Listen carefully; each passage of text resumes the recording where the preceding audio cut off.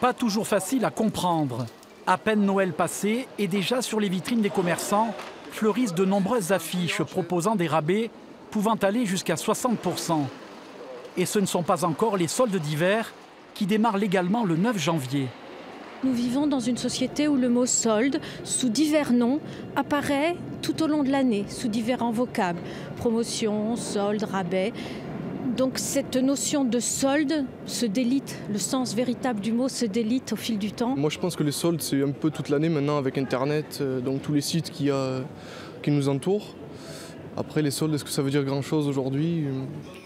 Dans la conjoncture actuelle, avec les mouvements sociaux à répétition et des pertes de chiffre d'affaires conséquentes, la Confédération des commerçants indépendants demande d'avancer la date officielle au 2 janvier. Une véritable aubaine pour les consommateurs. Pouvoir plus rapidement bénéficier de soldes, comme dans certains départements du nord de la France. Moi, je suis prenante. Le 2, je veux bien payer 50% moins cher mes chaussures. Pourtant, anticiper la période des soldes n'est pas vraiment une bonne idée pour certains commerçants du centre-ville de Montpellier.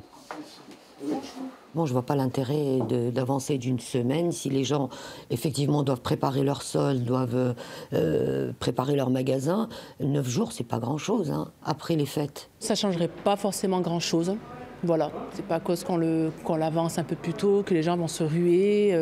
Et je pense que ce qui a été perdu a été perdu. Disons qu'on ne peut pas rattraper grand-chose. À mon avis, il vaut mieux le maintenir, comme d'habitude.